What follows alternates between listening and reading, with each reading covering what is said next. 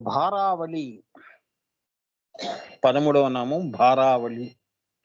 భార ప్లస్ వళి అంటే ఏమిటి? ఎచ్చట కాంతి ఉన్నదో అచ్చట స్పందము ఉన్నది. ఎక్కడ స్పందము ఉన్నదో అక్కడ నాదము ఉన్నది. ఆమెకి భారతి అని, భారావళి అని 2 పేర్లు. అర్థమైందా? ఎచ్చట కాంతి. కాంతి ఉంది అంటే ఏముంది అక్కడ? అక్కడ స్పందం ఉంటుంది. డెఫినెట్‌లీ స్పందం ఉంటుంది. అంతే కదా! మనలో చైతన్యం ఉంది అంటే గుండె కొట్టుకుంటోంది కదా! చైతన్యం ఉందిగా. ప్రాణం లేకపోతే శివ. అవునా? ప్రాణం ఉంటే శివ, ప్రాణం లేకపోతే శవ అన్నట్టు అన్నమాట. స్పందము ఇది. ఎచ్చట కాంతి ఉన్నదో అచ్చట స్పందము ఉన్నది. ఎక్కడ స్పందము ఉన్నదో అక్కడ నాదము ఉన్నది. స్పందం ఉన్న చోట ఏముంటుంది? నాదం ఉంటుంది. అంతే కదా! ఓం నీ గుండె చప్పుడు కొట్టుకుంటుంది కదా! లబ్ డబ్ లబ్ డబ్ అని. అదే. అదెక్కడి నుంచి వస్తుంది? ఓంకారం నుంచి వస్తుంది. ఆ ఓంకారమే చెప్తున్నాడు. ఎచ్చట కాంతి. ఓంకారం కాంతి. కాంతులకే కాంతి. ఓంకారం ఉన్నదో అక్కడ స్పందము ఉన్నది. అక్కడ స్పందము ఉన్నది అంటే అక్కడ సృష్టి ఉన్నది అని.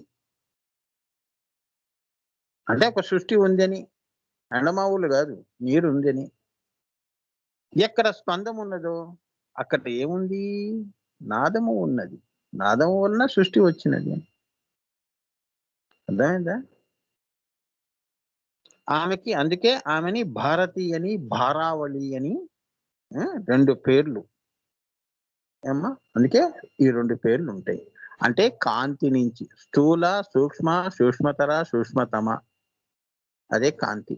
అదే బిందువు నుంచి వచ్చిన కాంతి. పర, పశ్చంతి, మధ్యమ, వైఖరి. ఏమ్మా? ఈంకారం, శ్రీంకారం, హ్రీంకారం, ఓంకారం. ఇదంతా నాద, స్పందము, సృష్టి అంతే కదా! ఈ రహస్యం ఎవరైతే అనుభూతి చేసుకుంటారో, తెలుసుకుంటారో వాళ్ళందరూ కూడా శ్రీ విద్యా దురంధరులైన వారికి భారతి అన్న బిరుదుని ఇవ్వటం కూడా ఉంది. భారతీయ సాంప్రదాయం. జయేంద్ర ఇప్పుడు మీరు చెప్తుంటారు కదా, భారతీ స్వామి గారిని కలిసామండి అని. శృంగేరి శృంగేరి పీఠం ఈ బిరుదుని ఇవ్వటం కూడా ఉందమ్మా. సో శ్రీ విద్యా దీక్షా పరుల్ని భారతీయ సాంప్రదాయం వారు అని కూడా అనటం ఉంది. అందుకే భారావళి, భారతి 2 ఒకటే. ఈ రహస్యం తెలుసుకున్న వాళ్ళకే భారతి అనే బిరుదు ఇస్తారు. అనుభూతి చేసుకున్న వాళ్ళకి, జ్ఞానంగా కాదు, అనుభూతి చేసుకున్న వాళ్ళకి.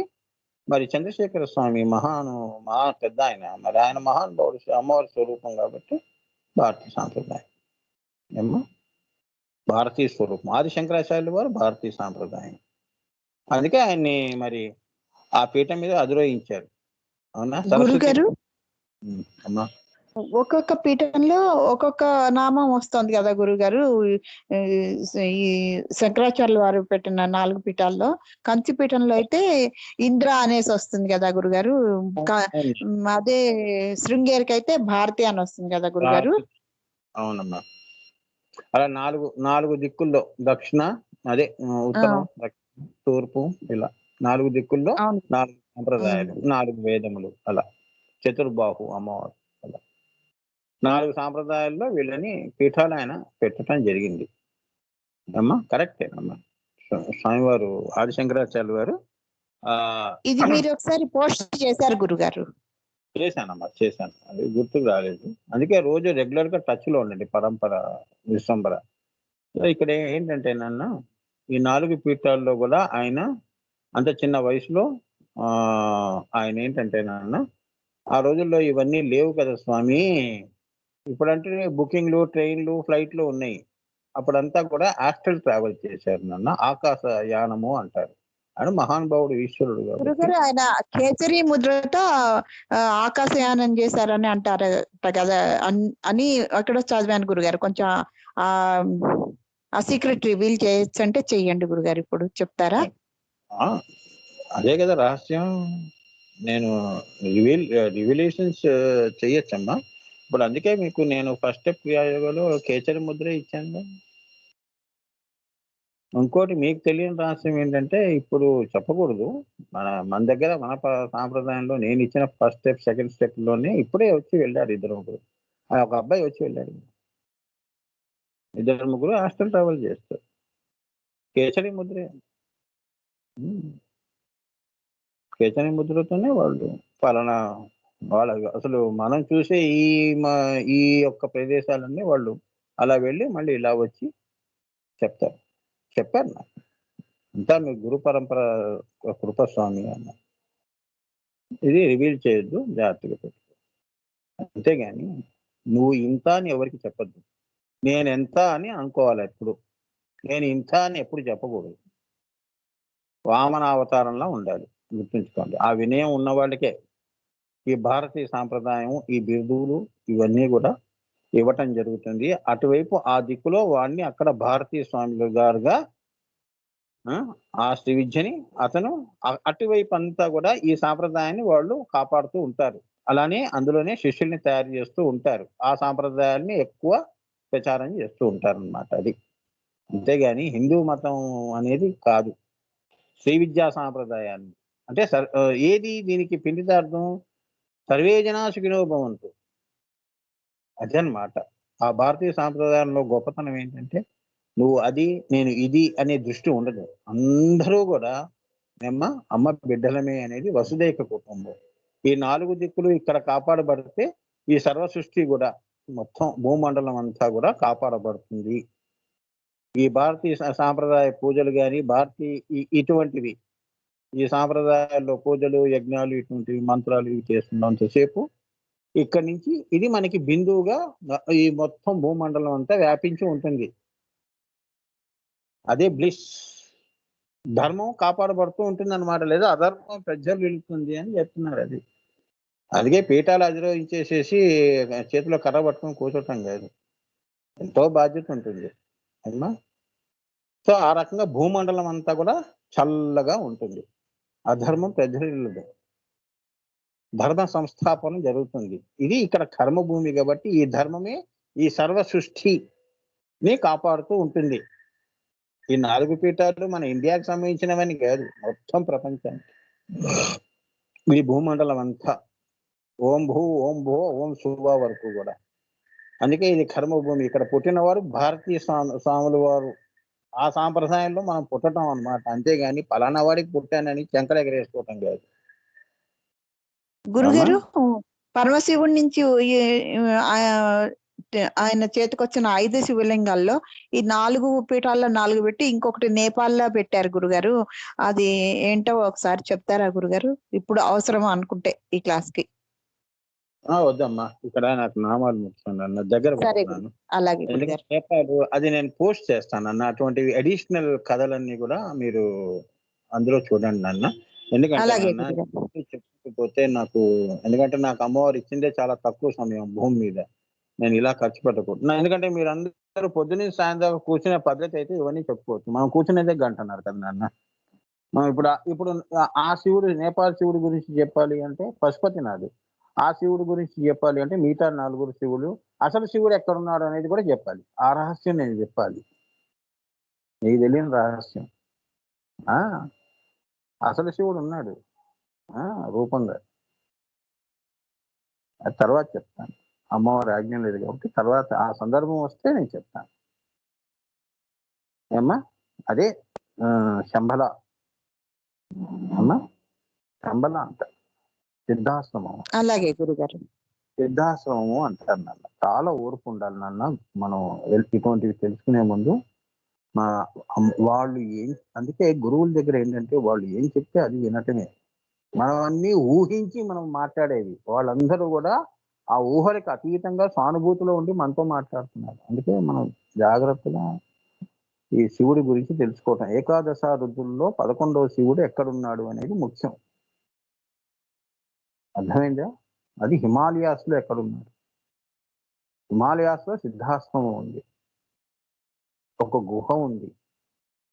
నీకు గనక ఆయన పిలుపు వస్తే, నువ్వు గనక అక్కడ వచ్చి ఉన్నావు అంటే ఆయన శివుడు నిన్ను పంపిస్తాడు అతని యొక్క దూతల్ని. అప్పుడు నిన్ను ఆ యొక్క కైలాసంలోకి ప్రవేశపెడతారు. లేదు అంటే అది నీకు కొండగా మంచులోనే కనిపిస్తుంది. ఇవన్నీ సూక్ష్మంలో జరిగే రహస్యాలు. అతి రహస్యాతి రహస్యాలు ఇవి. ఇది కొద్దిగా మాకు అనుభూతి అయ్యేది ఏమన్నా ఉందా స్వామి అంటే, గురువు గారు, నాన్నగారు నేను ఇవి పర్సనల్ గా పంపించాలి. ఎందుకంటే గురువు గారు సిద్ధాశ్రమం వెళ్ళింది, ఆయన ఇంగ్లీష్ లో రాసుకున్నాడు. 15 పేజీలు 10 పేజీలు అది చదివితే తెలుస్తుంది. ఈ శివుడు పార్వతీ పక్కన ఎక్కడ ఉంటాడు, కింద ఏముంటుంది, అదొక కొండమ్మ, అదొక లోకము. ఆ లోకంలో అక్కడ సిద్ధులు ఉంటారు. ఆ లోకం వర్ణన కూడా ఉంది. అతి అక్కడ దేవి సిద్ధేశ్వరి కదా గురుగారు. సిద్ధేశ్వరి. సిద్ధేశ్వరి. సో ఆ లోకమే వేరుగా ఉంటుంది. అలా కొన్ని ఇలా ఇప్పుడు సిద్ధులందరూ తపస్సుల్లో ఉంటారు. వృక్షాలు, చెలయేళ్ళు అంతా కూడా బంగారమయం, రత్న వైఢూర్యాలు, అవి వెలకట్టలేని లోకాలు అవి. ఇంకా పైకి వెళ్తున్న కొద్దీ అప్పుడు మీకు శివుడి యొక్క ఆయన, మీరు ఇప్పుడు ఫోటోల్లో చూస్తారే ఒక బండరాయి మీద సాయిబాబా ఎలా కూర్చొని ఉంటాడు, అలా శివపార్వతులు కూర్చొని ఉంటారు. అది శివ దర్శనం అంటే. ఆశీర్వదిస్తారు. నీకు ఏది ఇవ్వాలో అది ఇచ్చి మళ్ళీ ఆశీర్వదించి మళ్ళీ అక్కడికే రప్పించుకుంటాడు. నీకు ఇక్కడ భూమి మీద టైం అయిపోయి ఆ శివుడి యొక్క వాక్యం నువ్వు ఇక్కడ భూమి మీద ఆ పని చేసి మళ్ళీ నీ ఆత్మ మళ్ళీ అక్కడే, అదే కైలాస, ఇదే దీన్నే అంటారు కదమ్మా మోక్షం అంటే. అది కైలాసంలోకి వెళ్ళిపోతావు, సిద్ధాశ్రమంలో ఉంటావు ఆయన యొక్క నామజపంలో. అది కూడా తుర్యాతీత స్థితిలో వాళ్ళు చేస్తారు. సిద్ధాశ్రమంలో ఉన్న వాళ్ళందరూ కూడా తుర్యాతీతంగా ధ్యానం చేస్తుంటారు. మనం చేసినట్టు జాగ్రత్త, స్వప్న, సుషుప్తి, తుర్యంలో కూర్చొని చేసేవాళ్ళం మనం. వాళ్ళు తుర్యాతీత వ్యక్తులు, అందుకే సిద్ధ పురుషులు అన్నారు. ఇంతవరకు ఇంకా డీటెయిల్స్ చాలా ఉన్నాయి. నేను ఇలా సందర్భోచితంగా అమ్మవారు తల్లిగా ఏ నామంలో మళ్ళీ అది వచ్చింది అంటే నేను అది చెప్తాను. మీకు తెలియని విషయం ఏంటంటే, ఇప్పుడు మనం మాట్లాడుకుంటుందంతా కూడా వాళ్ళు ఎక్కడో ఉన్నారు, మనం చూడలేదు అనుకుంటున్నారు. కానీ ఇప్పుడు వాళ్ళకి భూతద్దంలో చూసినట్టు మనం అందరం ఇప్పుడు వాళ్ళకి కనిపిస్తూ ఉంటాం, అంత దగ్గరగా. అదే దివ్య దృష్టి అంటారు. నీ కింద చీమ పాకుతున్నా కూడా అది వాళ్ళకి కనిపిస్తుంది, మనకు కనిపిస్తుంది. ఇంకా చాలా ఉన్నాయి చెప్పవచ్చు, అర్థమైందా? అందుకే వారు ఏమి నీకు ఇప్పుడు ఎవరికి ఏ ఆలోచన చెప్పించాలి. ఇప్పుడు రాజ్యాలన్నీ కూడా ఇప్పుడు ఈ దేశాల్లో ఉన్న ఈ లీడర్స్ అందరూ కూడా యుద్ధం వైపు గనక వాళ్ళు గనక ఆలోచనలు ఎక్కువ చేస్తున్నారు అంటే ఆ యొక్క ఆలోచనని డైవర్ట్ చేస్తారు. అర్థమైందా? ఇక్కడ నెగోషియేషన్స్ జరుగుతాయి. వద్దండి యుద్ధం, ప్రాణ నష్టం, జన నష్టం అంటుంటాం కదా, వీళ్ళు దేశాలు సంధులు చేసుకుంటుంటారు. కొన్ని దేశాలు యుద్ధమే చేద్దామని చెప్పి ముందుకు వస్తూ ఉంటాయి. సో అటువంటి భయంకరమైన సంకల్పాల ఆలోచనలు వచ్చిన ఈ లీడర్స్ యొక్క మనసుల్లో ఆ మనసుల్ని ప్రభావితం చేసి శాంతియుతంగా దాన్ని మళ్ళీ తిప్పుతారు. ప్రకృతిలో ఏదైనా వైపరీత్యం వస్తుంది అన్నప్పుడు ఆ వైపరీత్యం అంటే సృష్టి ఇంకా సర్వనాశనం. ఇప్పుడు కరోనా చూడండి, దీని యొక్క తీక్షణని తగ్గిస్తూ ఉంటారు. వాళ్ళు చేసే పనులు మీకు తెలియమ్మా, ఏదో అనుకుంటున్నారు మీరు. అక్కడ కూర్చొని మొక్కు మూసుకొని ఏదో హాయిగా ఉంటుంది కదా అనుకుంటారు. హాయిగా కాదు, అంత లోక కళ్యాణంగా ఉంటాయి వాళ్ళ దృష్టి. అలానే ప్రతి వ్యక్తిలో కూడా ఇప్పుడు మీరున్నారు, మీలో మీకు తెలియకుండా మీ మనసుల్లో వాళ్ళు కొన్ని దర్శనం ఇవ్వాలి అనుకుంటే వాళ్ళు ఏ జాగ్రత్తలో కావచ్చు, స్వప్నంలో కావచ్చు, తుర్యంలో కావచ్చు వచ్చి నీకు చెప్పే స్థితి, ఆయన చెప్తే నువ్వు వినే స్థితిలో ఆ స్థితికి నువ్వు ఎదిగి ఉన్నావు అంటే చెప్తారు. వీడు గొప్పవాడే కానీ రేపు అవుతాడు అన్న వాళ్ళకి ఆత్మలో నిక్షిప్తం చేసి వెళ్ళిపోతారు, నీకు తెలియదు. నువ్వు పిచ్చిదానిలో అలా పడుకొని ఉంటావు, నీకు తెలియకుండా నీ ఆత్మలో వాళ్ళు చెప్పవలసింది నిక్షిప్తం, బీజం అనేది వేసి అంకురం వేసేసి వెళ్ళిపోతారు. పలానా టైంకి నువ్వు ఇది అవుతావు అని, ఈ పని నువ్వు నీ ద్వారా జరగవలసి ఉన్నది అని చెప్పి అది పెట్టి వెళ్ళిపోతారు. వాడు అదే పని చేస్తాడు, ఇంకేం పని చేయడు. ఇవన్నీ రహస్యాలమ్మా. అంటే వీళ్ళందరూ కూడా ఆ గురువుల యొక్క కృపకి పొందిన వాళ్ళు. అందుకే వాళ్ళతో ఇటువంటి గొప్ప గొప్ప పనులన్నీ చేయిస్తారు. అర్థమైందా? నీవు గనక అక్కడ సిద్ధాశ్రమం నుంచి వచ్చిన వాడివి అయితే నీకు ఆ స్మృతి కూడా ఇస్తారు. స్మృతి. వాళ్ళు పంపిస్తేనే ఇటువంటి మహాపురుషులు వస్తారు భూమి మీదకి. వాళ్ళ కోసం రారు వాళ్ళు. ఆ భగవంతుడికి పని చేసేసి వెళ్ళిపోతారు. ఆంజనేయ స్వామి లంకకి పోవాల్సిన అవసరం ఏముంది? చెప్పండి. పళ్ళు తినడానికి వెళ్ళాడా? పళ్ళు కోసుకొని మూటలు కట్టుకొని అయ్యో సిగ్గురు ఉన్నారు, స్నేహితులు ఉన్నారు, రాగానే ఏం తెచ్చావు? ఇప్పుడు మళ్ళా మన పిల్లలు అడగరు. అమెరికాకి వెళ్ళిన తండ్రి ఇండియాకి వస్తే ఏం తెచ్చారని పెట్టెలని చూస్తాం. అలా ఆంజనేయ స్వామి పళ్ళు దింపుకొని వచ్చాడా? అవునా? అటువంటి ఏం తెచ్చుకొని రాలేదు కదా. మూటలు బంగారం గింగారం లంకంతా బంగారమయమయ్యా, ఇగో ఒక 100 కిలోలు తెచ్చాను. అలా కాదు వ్యవహారాలు. సామాన్యులు అలా ఆలోచన చేస్తారు. అందుకే పురాణాలతోనే అయిపోతాయి. కొన్ని బుద్ధులు అంతవరకే ఉంటాయి, ఎదగవు. ఇవన్నీ రహస్యాలు. ఇవన్నీ గొప్ప గొప్పవి తెలుసుకున్న కొద్దీ ఇవన్నీ ఊహకు అతీతంగా ఉన్నాయి, దీన్ని నమ్మను అంటాడు చివరికి. అదే మాయ, అమ్మవారి మాయ. అర్థమైందా? భగవంతుడు ఇప్పుడు నీకు దర్శనం ఇచ్చినా ఎవరు ఎక్కడుంటాడు, ఇవి ఎక్కడో చూశాను సినిమాల్లో అన్నట్టు నీ మాయ. అర్థమైందా? అందుకే అమ్మవార్లు చూడండి, మహానుభావులకు కూడా ఎస్పి బాలసుబ్రహ్మణ్యం గాని, ఏ కనకదుర్గ నుంచి అమ్మవారు ఏదో సినిమా హాల్ నుంచి రిక్షాలో వెళుతున్నప్పుడు ఆ రిక్షా వాడికి తన యొక్క బంగారు గాజు ఇవ్వటం, ఒక 20 రూపాయలు వాడి యొక్క ఇవ్వటం, ఇవన్నీ ఎలా జరిగాయి? వాడు సామాన్య స్త్రీగానే భావించాడు. తర్వాత ఆమె కనకదుర్గ టెంపుల్ కొండ ఎక్కుకుంటూ వెళ్ళిపోతుంది గుడిలోకి అర్ధరాత్రి 2 గంటలకి. అమ్మా నా కూలి పైసలు ఏమమ్మా అన్నాడు. 20 రూపాయలు నీ తలపాగాలో ఉన్నాయి తీసుకో అంది. తలపాగా తీసి చూస్తే 20 రూపాయలు ప్లస్ బంగారు గాజు ఉంది అమ్మవారికి. అదొక పెద్ద సెన్సేషన్ ఎక్కడ విజయవాడలో. ఇట్లా ఏంటంటే అమ్మవారు మీకు కిరీటాలు పెట్టుకుని వచ్చి నీతో మాట్లాడరు. అటువంటి ఊహలు మానేసేయండి. ఇంకా అవన్నీ పిచ్చి ఆలోచనలు, ఆత్మగతంగా జరిగేవి ఇవన్నీ. ఆవిడ అలా నీకు దర్శనం ఇవ్వాలి అంటే ఆవిడ ఇష్టం, నువ్వు ఇష్టం కాదు. నువ్వు ఇలా కనిపించమ్మా అలా కనిపి అంటే అది జరగదు, ఆమె ఇష్టం. సో సిద్ధ పురుషులు కూడా అలానే ఉంటారు. ఏమ్మా ఇంత రహస్యం ఇంకా ఉన్నాయి, చాలా రహస్యాలు ఉన్నాయి. అవి ఏంటంటే చెప్తే ఏమవుతుందంటే నాన్న, యూట్యూబ్ లో ఏముందమ్మా, యూట్యూబ్ వీళ్ళు వీళ్ళేం పెట్టారు, అసలు బాబాజీ ఎవరో చూపిస్తారు. బాబాజీ గురించి ఇంత రాశారు కదా, ఆ యూట్యూబ్ లో ఇప్పుడు పోస్ట్ చేసినవన్నీ పక్కకి జరిగిపోతాయి నేను కనుక పోస్ట్ చేయటం మొదలెట్టానంటే. కానీ వాళ్ళు ఆజ్ఞ లేదమ్మా. కొన్ని విషయాలు ఏంటంటే మేము ఊరుకోవాలి అంతే. ఇప్పుడు భీష్ముడు ఏం చేయగలిచాడు? అసలు రాజ్యం ఎవరిది? నా పరిస్థితి అలా ఉంది. అవునా? గురువులు ఎందుకు అలా ఉంటే భీష్ముడి యొక్క స్థితే మాది కూడా. తనకు వద్దంటేనే వీళ్ళు తీసుకున్నారు. భీష్ముడే రాజే ఉంటే యుద్ధం జరిగేదా? ఇద్దరికి చరి సమానం చేసి పంపించేసేవాడు దాయాదుడికి. అయిపోయిందా? సో ఇప్పుడు మా పరిస్థితి కూడా అలానే ఉంటుంది. కొన్ని చెప్పే అందుకే పక్క వాడి శిష్యులు ఏంటంటే వెంటనే ఏంటంటే హర్ట్ అవుతారు. హర్ట్ కాకూడదు. పాపం ఆయనకేమి ఇబ్బంది ఉందో. దైవంతో కూడుకున్న ఇబ్బందులు వేరుగా ఉంటాయి. మీకు లేవు భూమి మీద ఇబ్బందులు? గురువులకు ఉండకూడదా? ఆజ్ఞలు ఉంటాయి కదా.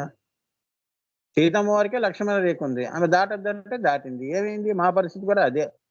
మమ్మల్ని భూచోడు వచ్చి తీసుకెళ్ళిపోతాడు. అంటే కర్మ మాయ అనేది. నీ నీ నీ కుతూహలాన్ని ఇప్పుడు మీ కోరిక తీర్చడం కోసం ఇప్పుడు నేను మళ్ళీ మాయలో వెళ్ళిపోవటం ఏంటి? ఇంత చేసిన తపస్సంతా భంగం కావటం. అందుకే తపోభంగము అంటారు చూడమ్మా అలా. అందుకే కొన్ని నిబంధనలు ఉంటాయి ఎవరికైనా, మాకే కాదు ఎవరికైనా ఉంటాయి. అందుకే చెప్పేది మేము దాచింది ఎక్కువ, చెప్పింది తక్కువ. దాచింది ఎక్కువ ఉంటుంది. అందుకే మేమేం చేస్తాము, ఎందుకు మీకు అనుభూతి ఇస్తాను రండి అంట. మీరే తెలుసుకోండి, నాకెందుకు గోల. అవునా? అనుభూతి ఇచ్చేస్తే అయిపోయింది కదా. అందుకే క్రియాయోగం, ధ్యానము, మంత్రము ఇవి చేసుకోండి అమ్మా అంటాను. ఏమ్మా అది. అందుకే సద్గురువులు ఏంటి మాత్రం ఇస్తారు. ఆంజనేయ స్వామి చక్కగా చేస్తున్నాడు కాబట్టి బుద్ధిమంతుల్లా మరి ఆయనకి అన్ని అమ్మవారు ఇచ్చింది. మరి అంత అంకితంగా మరి ఉండాలి. మరి సంసారాలకే కాదు, మంత్రానికి కూడా అంత అంకిత భావంతో చెయ్యాలి. అలా చేస్తే అమ్మవారు సంతోషిస్తుంది.